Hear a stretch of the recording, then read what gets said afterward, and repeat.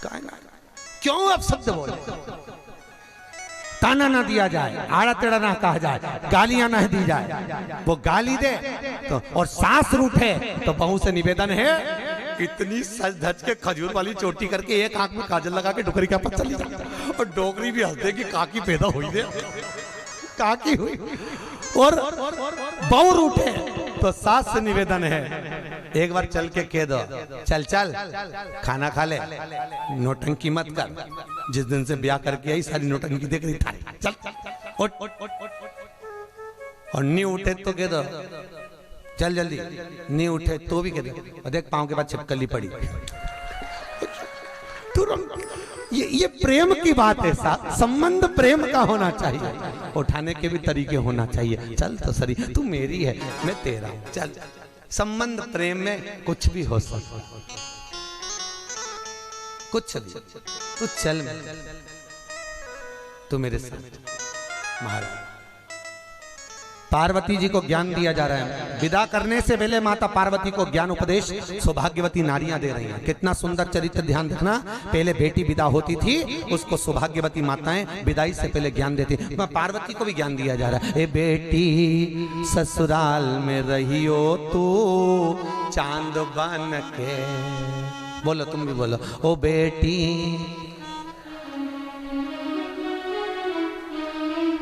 सब सीख लो, अपनी अपनी छोरी के बोल दो, फिर से बोलो, अरे बोलो, ओ बेटी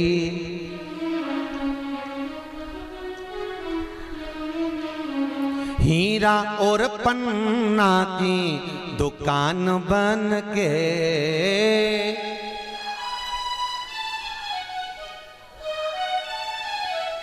बेटी ससुराल में रहियो तो, ए बेटी हीरे पन्ने की दुकान बनकर रहना। यहाँ लिखने वाले ने ये नहीं लिखा कि पान की दुकान बन के रहना, क्योंकि पान की दुकान चारों तरफ से खुली होती है, हीरे पन्ने की दुकान चारों तरफ से ढकी हुई होती है। इसलिए हीरा और पन्ना की दुकान बनकर हीरे। और सुन बेटी, सास ससुर जो पहले जागे तो पहले जग जइयो। सास ससुर जागे उससे पहले बहू जागे, ये कीर्तन में कहा। पर सासों से निवेदन है हिटलरगिरी मत करो, पर उसको कहो थोड़ा सुबह जल्दी उठने की आदत डालो बेटा। क्यों? बच्चे होंगे तो उनको स्कूल भेजना पड़ेगा, पढ़ाना पड़ेगा, लिखाना पड़ेगा, वो आदत डालो। पर अपने से कंपेयर मत करो। हर बात में ये मत कहो कि मैं तो ऐसा करती थी, मैं तो ऐसा करती थी, हम तो ऐसा करते थे, हमारी सास तो ऐसा करे। तो सास जो करती थी वो और सास में तुम्हारी सास में अंतर है। और सुन, और आज का जमाना सास ससुर जो पहले जागे तो पहले, पर आज के जमाने में बहुएं कब जगती हैं?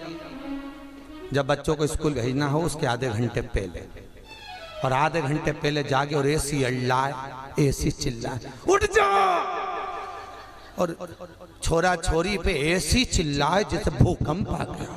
सुबह एसी चिल्लाए, टिफिन का रखा है, बॉटल का रखी है, और दो चेयर पटके सामान पटके बाथरूम में खींच के ले जाए, उसका मुंडा धुलाए। इतने में सास उठ के खे और जगदम्बा, अरे एक काम कर, मैं छोरा के तू तैयार कर ले, मैं टिफिन बना लूंगी। क्योंकि वो तो चाहती यही थी कि डोकरी कब उठे, वो तो चाहिए नहीं थी कि डोकरी उठे।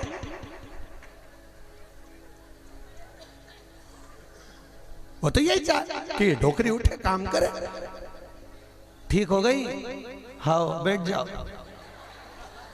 चिंता मत करो, शंकर की कथा है, शमशान में ही चल रही है डायरेक्ट, बिल्कुल चिंता नहीं करना। ये सबके चिंता लगे, पर ब्याज पीटने से हम कहे साहब विश्वनाथ बैठा, काहे की चिंता करना, कई कर चिंता करके।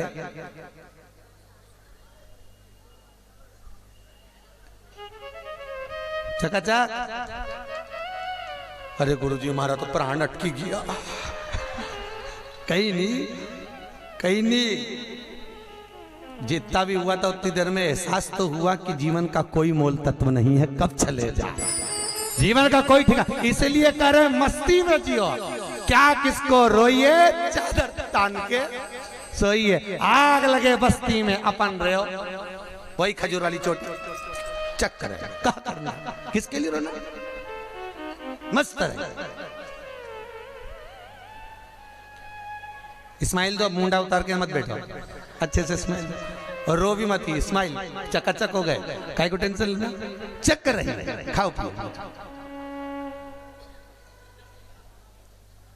फिर वही वाली बात है, आपने घबराने की जरूरत नहीं, शिव पुराण सुनिए, यमराज से भी भिड़ जाए, वे लेने आए तो कहते हैं तेरे साथ तो नहीं जो उड़े कालिया, उसके साथ मत जाना आपने। तो देखो बस अंतर भगवान में और यमराज में यही अंतर है। हमारे द्वारका नाथ के पास, हमारे ठाकुर जी के पास में 4 व्हीलर गाड़ी नहीं है, उसके पास 2 व्हीलर है, और यमराज के पास में ब्लैक कलर की स्कॉर्पियो है।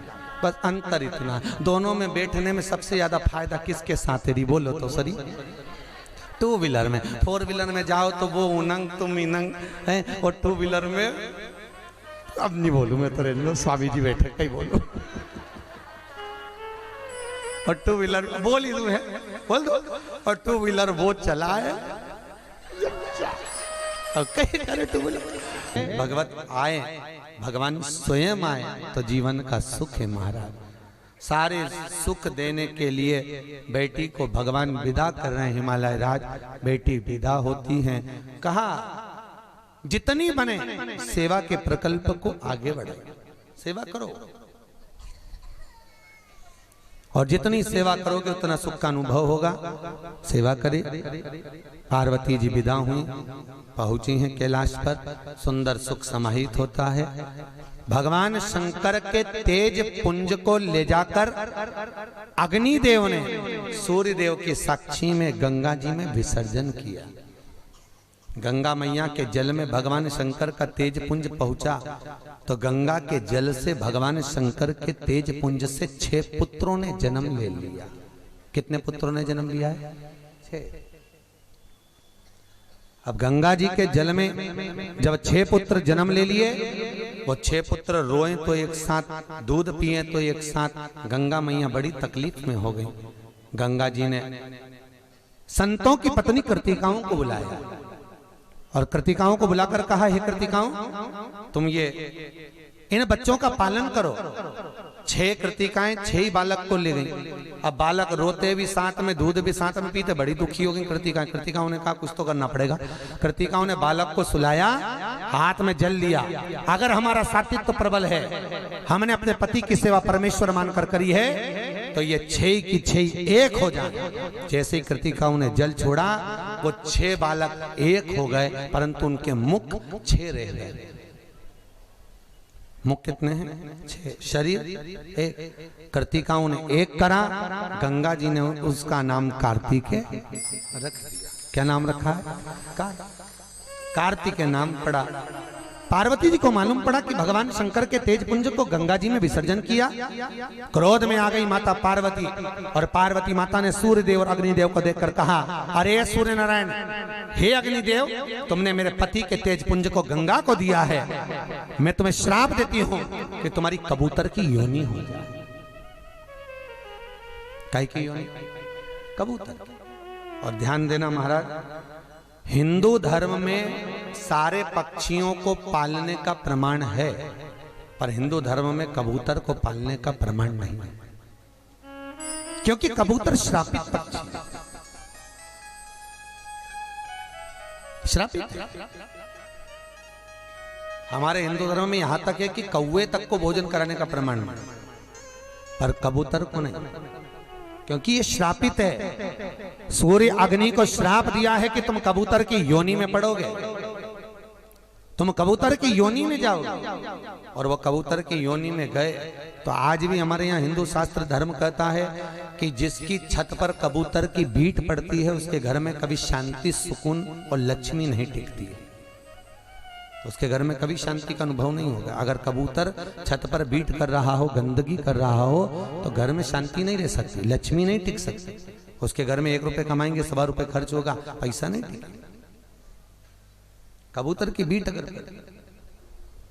श्रापित हुए। गंगा मैया से पार्वती ने विनती करी, कार्तिकेय को गोदी में लिया, लेकर गई।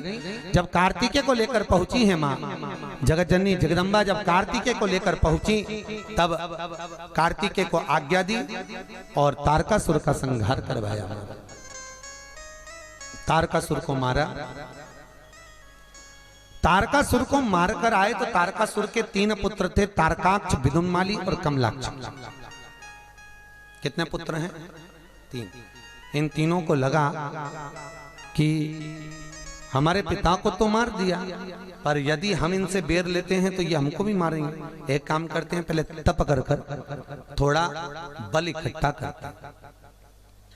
तप किया। तप करने से भगवान ब्रह्मा प्रकट हुए, मांगो तुम्हें क्या चाहिए। तारकाक्ष, विदुन्माली और कमलाक्ष की तीनों ने एक ही बात कही कि हमको 3 पुरियों का निर्माण करना। पुरी मतलब जानते हैं, जैसे जगन्नाथपुरी एक स्थान, एक जगह, एक धाम, एक नगर, एक बस्ती।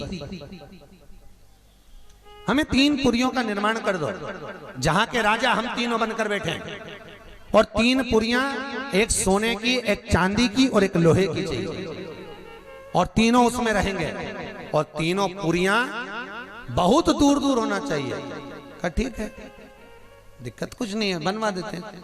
और सुनो ब्रह्मदेव, हमें 3 पुरियों का निर्माण कर दो जहां के हम राजा बनकर बैठे, पर याद रखना ब्रह्मा जी हमारे कभी प्राण ना छूटे। ब्रह्मदेव ने कहा ये तो कभी नहीं हो सकता कि प्राण नहीं छूटे, मरना तो पड़ेगा भाई। भले गुलाब जामुन खाओगे तो भी मरोगे, नहीं खाओगे तो भी मरोगे, मरना तो है। चाहे तुम रोज बादाम छील के खाओ, चाहे छिलके वाली खा जाओ, मरना तो है। भले तुम खसखस का दूध पियो,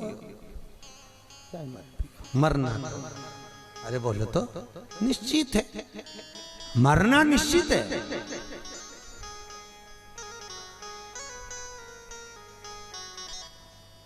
बहुत ध्यान रखिए महाराज। वो जयपुर की बच्ची एक बार फोन लगाकर बोलती है, गुरुजी आप कथाओं में उपाय बताते हो, पर ईमानदारी से बताएं गुरुजी, मैंने कभी कोई गलत व्यसन नहीं करा, मैंने अपने बॉडी को मेंटेन कर कर चली,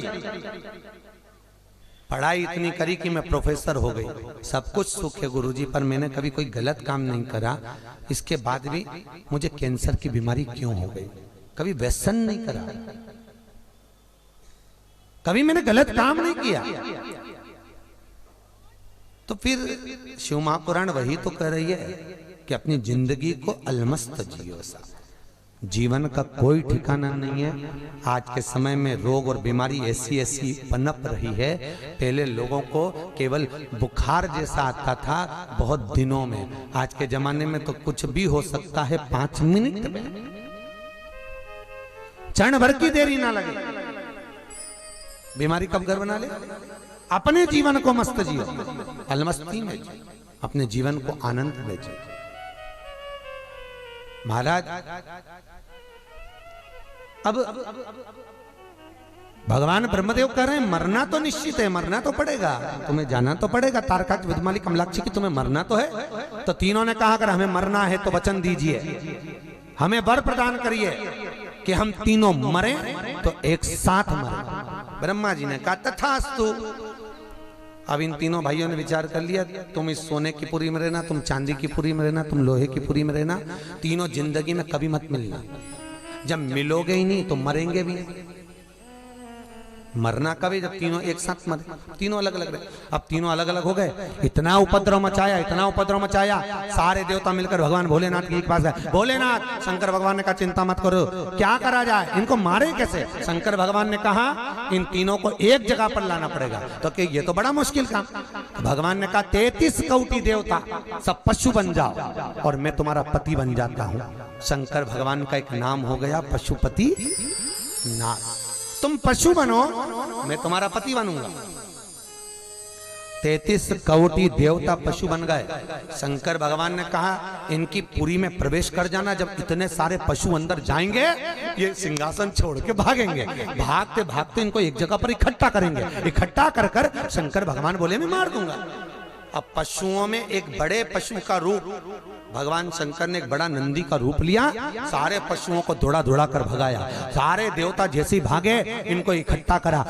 जैसे तारकाक्ष, विदुमाली और कमलाक्ष की इकट्ठे हुए, शंकर भगवान ने अपने दोनों सिंगों से तारकाक्ष और विदुमाली को मारा। इतने में कमलाक्षी नीचे से निकल गया, और कमलाक्षी नीचे से निकलकर उसने फरसा उठाकर भगवान शंकर का सिर काट दिया।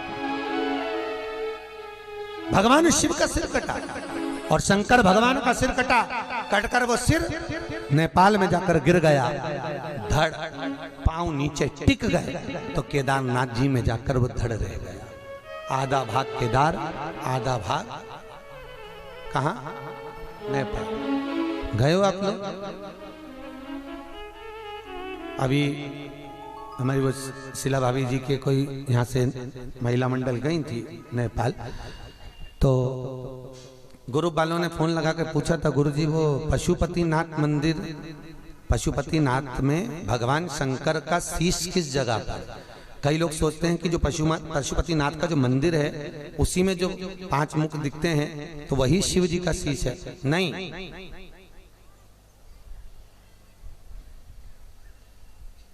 भगवान शंकर का जो शीश है, भारत की भूमि पर 11.5 ज्योतिर्लिंग है। आधा ज्योतिर्लिंग जब हम नेपाल जाते हैं और वहां पर हम डोलेश्वर महादेव का जब दर्शन करते हैं, कौन सा महादेव? डोलेश्वर। पशुपतिनाथ मंदिर से 22 किलोमीटर की दूरी पर है डोलेश्वर। डोलेश्वर नाथ मंदिर का जब दर्शन करते हैं तब जाकर 12 ज्योतिर्लिंग का सुख हमारे जीवन में प्राप्त होता है। भगवान शंकर का नाम पशुपति नाथ।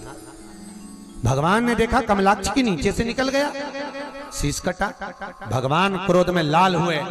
शंकर भगवान उसी धड़ में से प्रकट हो गए, हाथ में त्रिशूल लिया और मारने के लिए कमलाक्षी को मारा। कमलाक्षी को मारा, सामने तारकाक्ष भी आ गया, उसको भी वो त्रिशूल लगता है। विदुमाली पीछे गया, भगवान शंकर ने त्रिशूल का पीछे का भाग उस विदुमाली को मारा, तब जाकर तीनों के प्राण छूटे हैं। तीनों के प्राण गए और देवताओं ने आनंद किया, अप्सराओं ने नृत्य किया, चारों तरफ सुख का अनुभव हुआ। आनंद ही आनंद समाहित हो गया महाराज, चारों तरफ सुख ही सुख समाहित हो गया। आनंद दिया। हर हर महा। भगवान शंकर आनंद की राशि विराजमान होते हैं। समय बीता, आगे भगवान शंकर के नेत्र बंद करने पर भगवान शिव के नेत्र की एक बूंद से शंकर जी के द्वारा एक बालक ने जन्म लिया, जिसका नाम अंधकासुर हुआ। क्या नाम पड़ा? अंधकासुर। बड़ा सुंदर। इस अंधकासुर का जो जन्म हुआ, पार्वती ने इसको गोदी में लिया। जैसे ही गोदी में लिया तो भगवान ने मना करा, ए पार्वती, इसको गोदी में मत ले। पार्वती कहती, क्यों? ये तो आपके द्वारा प्रकट हुआ है, तो आपका ही तो पुत्र है। भगवान कहते हैं, ये मेरा पुत्र नहीं, मेरे नेत्र बंद करने के बाद प्रकट हुआ है, फेंक इसको समुद्र के अंदर डाल दो। पार्वती जी उसको समुद्र में फेंकने को तैयार नहीं। भगवान बार बार कह रहे हैं, ये मानने को तैयार। शंकर भगवान ने समझाया, पार्वती याद कर ले, एक बार लक्ष्मी और भगवान विष्णु बद्रिकाश्रम घूमने के लिए आए थे। ये जो बद्री नारायण में भगवान नारायण बैठे हैं,